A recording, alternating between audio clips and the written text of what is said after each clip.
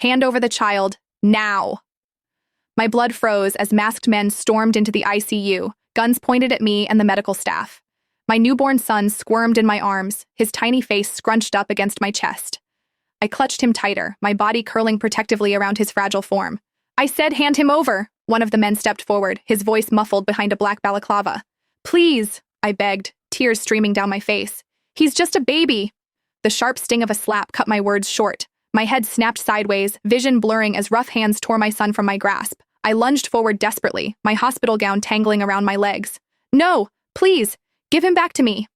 The nurses cowered against the wall. Where was security? Where was Callus? My husband should have been here hours ago when my water broke, but the CEO of Lumicore was unavailable. Now, after hours of labor, after finally holding my beautiful boy in my arms, these monsters had appeared from nowhere. What happened next will haunt me until my dying breath. One of the men laid my son on the bed and grabbed a pillow. My scream tore through the room as he pressed it over my baby's face. My baby's tiny limbs flailed against the white cotton, his movements growing weaker until they stopped. No! God, no! I thrashed against the hands holding me back, my throat raw from screaming. The men laughed. They actually laughed, as my world collapsed around me. Someone stepped toward me, the butt of a gun raised. Pain exploded across my temple as he slammed it against my head.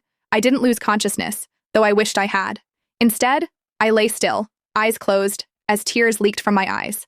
Suddenly, a phone chimed. A video call. Greetings, boss. I've done as you ordered. That voice, that familiar, impossible voice. Callus? The man moved the phone, presumably showing the horrific scene. Excellent work. My husband's cool, controlled tone sliced through me like a blade. And Donna? She's unconscious. Perfect. Callus sounded pleased about the murder of his own child. Now all I have to do is gaslight her enough and she'll never be able to live without me. My heart shattered into a million pieces. The betrayal felt so overwhelming that I could barely process it. The father of my child and my husband of 5 years had ordered his own son's murder. Then another voice came through the phone. It was feminine, but very familiar. What are you doing, darling?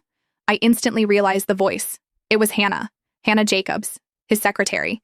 Why is she calling my husband darling? Just tying up loose ends, honey. Callus's voice softened in a way I'd rarely heard. I've kept my promise. I told you that our son will be the only heir to Lumicore. I've killed that wretched bitch's child. For you. Our son? They had a child together? The room spun around me as I fought to remain still and to keep my breathing shallow with my eyes closed. 5 years of marriage, and my husband was not only cheating, but had started another family with his secretary.